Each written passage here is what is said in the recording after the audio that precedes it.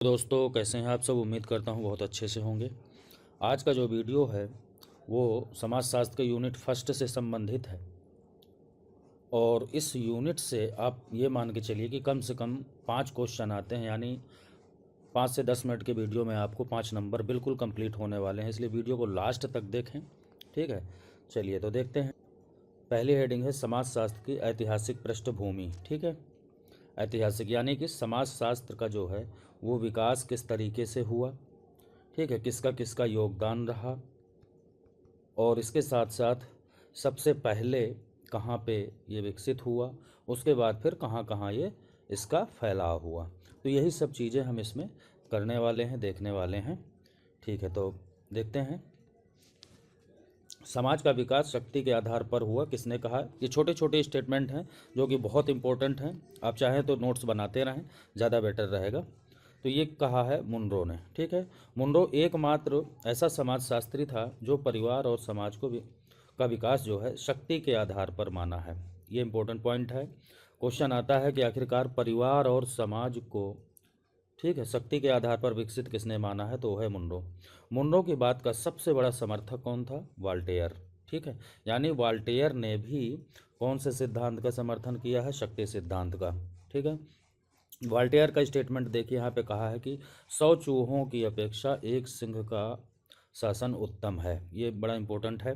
आगे देखते हैं। वाल्टेयर का संबंध फ्रांस की राजक्रांति से है, यानी फ्रांस की जो क्रांति हुई थी 1789 में हुई थी, और इसमें 3 जो मेन बातें थी, 3 जो नारा था जो इसका, वो था स्वतंत्रता, समानता और बंधुत्व का नारा दिया गया था। याद रखना, स्वतंत्रता, समानता और बंधुत्व का नारा फ्रांस की क्रांति में दिया गया था। समाज में नवीन विचारधाराओं का जन्म या लोकतंत्र का जन्म सामाजिक क्रांति से हुआ है। वाल्टेयर का ही है। निम्न विचारक जिन्होंने अपने ग्रंथों में समाज शब्दों का प्रयोग किया है। कौन से शब्दों का, समाज शब्द का प्रयोग किया है, परंतु समाजशास्त्र का नहीं। ऐसे कौन कौन से विचारक हैं। इन सभी विद्वानों ने राजा को प्रजा के लिए देवता के स्वरूप माना है, यानी देवता के समान माना है राजा को। तो देखते हैं कौन कौन से। हॉब्स, इसकी जो प्रसिद्ध पुस्तक है हॉब्स की, वो है Leviathan. Rousseau, social contract. John Locke, two treatise on civil government. Plato की रिपब्लिक है। ठीक है, और इसके साथ साथ अरस्तु की पुस्तक है एथिक्स एंड पॉलिटिक्स। कौटिल्य का अर्थशास्त्र। ठीक है, ये कुछ ऐसे हैं जिन्होंने समाज शब्द का प्रयोग किया है, ना कि समाजशास्त्र। ये चीज़ याद रखना है हमें। आगे देखते हैं। अरस्तु के अनुसार, अरस्तु ने अपने प्रसिद्ध ग्रंथ पॉलिटिक्स में प्रजा के लिए राजा को अनिवार्य अंग माना है। ठीक है, इन्होंने, अरस्तु के बारे में बता दूं, इन्होंने आंगिक सिद्धांत पर बल दिया है। कौन से सिद्धांत पर, राज्य का आंगिक सिद्धांत, यानी कहा है कि राज्य अपने आप में एक परिपूर्ण इकाई है।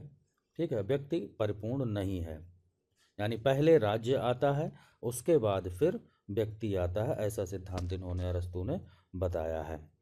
ठीक है, मनुष्य को सामाजिक प्राणी की संज्ञा दी है। मनुष्य एक सामाजिक प्राणी है। बड़ा ही मोस्ट इंपॉर्टेंट स्टेटमेंट है अरस्तु का। अरस्तु ने देखिए परिभाषा दिया है कि मनुष्य एक सामाजिक प्राणी है क्योंकि उसका जन्म समाज में हुआ है। ठीक, जो मनुष्य समाज में नहीं है वो या तो पशु है या फिर देवता। पशु इसलिए है कि उसे समाज के बारे में कुछ पता नहीं है, और देवता इसलिए हो सकता है कि उसे समाज की आवश्यकता नहीं है, क्योंकि देवता अपने आप में परिपूर्ण है, कंप्लीट है, उसे किसी की आवश्यकता नहीं है। कौटिल्य की बात करें अगर, तो कौटिल्य ने अपने अर्थशास्त्र में राजा को कर लेने वाला कहा, यानी कर लेना उचित बताया, टैक्स। और कौटिल्य ने कहा है कि राजा जो है टैक्स ले सकता है, ऐसा कहा गया है। नेक्स्ट देखिए, रूसो ने अपने ग्रंथ सोशल कॉन्ट्रैक्ट में कहा है कि मनुष्य स्वतंत्र पैदा हुआ है परंतु सर्वत्र जंजीरों में जकड़ा हुआ है। ये मोस्ट इंपॉर्टेंट, अक्सर आता है ये वाला स्टेटमेंट। समाजशास्त्र का विकास निम्न क्रांतियों के माध्यम से हुआ है। कौन कौन सी क्रांतियां हुई हैं समाजशास्त्र के विकास के लिए जो योगदान रखते हैं, वो है फ्रांस की क्रांति 1789, जैसा कि मैंने अभी बताया। दूसरा है इंग्लैंड का औद्योगिकरण 1800 ईस्वी में। यूरोप में साम्यवाद यानी साम्राज्यवाद का पतन। ठीक है, इन सब चीज़ों ने समाजशास्त्र के विकास में बहुत बड़ा योगदान दिया है। इन 3 क्रांतियों के फलस्वरूप समाजशास्त्र विषय का जन्म हुआ है। समाजशास्त्र के प्राचीन जो विचारक हैं वो हैं प्लेटो और अरस्तु। ठीक है, प्लेटो पहले आता है, प्लेटो, और उसके बाद में उसका, प्लेटो का जो शिष्य था वो है अरस्तु। याद रखना, प्लेटो का शिष्य है अरस्तु, और सुकरात, सुकरात जो था, सुकरात का शिष्य था प्लेटो। यानी सबसे पहले सुकरात, फिर प्लेटो, फिर अरस्तु, इस तरीके से इनका क्रम है। तो ये प्राचीन विचारक हैं। ठीक है, आगे देखते हैं समाजशास्त्र की विकास यात्रा।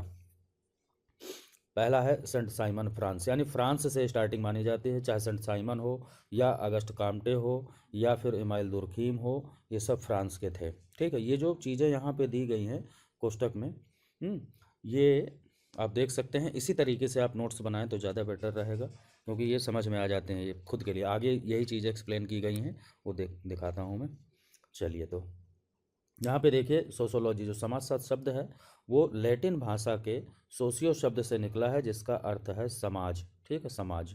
और दूसरा जो है लोगस, यानी सोशियस और लोगोस, इन दो शब्दों से मिलकर के बना है। तो पहले का अर्थ है समाज और लोगस का अर्थ है विज्ञान या शास्त्र, यानी समाज का विज्ञान या समाज का अध्ययन करने वाला विज्ञान।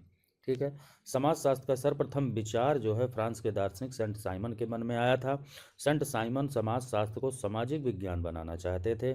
फ्रांस में समाजशास्त्र को अगस्ट काम्टे के द्वारा सामाजिक भौतिक यानी सोशल फिजिक्स के रूप में परिभाषित किया गया। ये इंपॉर्टेंट है, सोशल फिजिक्स किसने कहा, तो अगस्ट काम्टे, जो कि समाजशास्त्र का जनक भी माना जाता है। नेक्स्ट देखिए, समाजशास्त्र पहली बार यूरोप महाद्वीप में विकसित हुआ। बिल्कुल सही बात है, जैसा कि मैंने अभी बताया कि फ्रांस में सबसे पहले विकसित हुआ, वहीं से आगे बढ़ा फिर ये। तो देखते हैं इसके बाद, अगस्ट काम्टे समाजशास्त्र को सामाजिक भौतिकी के रूप में विज्ञान बनाना चाहते थे। अगस्ट काम्टे ने पहली बार, ये मोस्ट इंपॉर्टेंट है, 22 दिसंबर 1938 को सोशल फिजिक्स का नाम बदलकर समाजशास्त्र रखा। 22 दिसंबर 1838 को क्या नाम हो गया, अब सोशल फिजिक्स का समाजशास्त्र नाम पड़ गया। समाजशास्त्र को समाजशास्त्र नाम देने वाला ये पहला वैज्ञानिक था। यानी कौन था विद्वान, अगस्ट काम्टे। अगस्ट काम्टे ने समाजशास्त्र को, कुछ देखें यहाँ पे स्टेटमेंट दिया है, ये इंपॉर्टेंट है। कहा है, क्या कहा है कि मानव समूह विज्ञान के रूप में परिभाषित किया और विज्ञानों की रानी कहा है। ये मोस्ट इंपॉर्टेंट है, विज्ञानों की रानी किसे कहा गया, सोशियोलॉजी को। अगस्ट काम्टे की प्रसिद्ध पुस्तकें देखिए, ये इंपॉर्टेंट है, पुस्तक जरूर आप अलग से एक रजिस्टर में बना के उन्हें नोट करते चलें। Positive philosophy, positive polity. Karl Marx ने अगस्ट काम्टे की पुस्तक को जो है दास कैपिटल में, जो इनकी पुस्तक है कार्ल मार्क्स की, दास कैपिटल, ठीक है, कम्युनिस्ट मैनिफेस्टो, दास कैपिटल, ये कार्ल मार्क्स की हैं। तो दास कैपिटल में अधकचरा वैज्ञानिक कहा है, यानी किसे कहा है मार्क्स ने, काम्टे के लिए कहा है कि ये अधकचरा वैज्ञानिक है, कार्ल मार्क्स ने कहा है।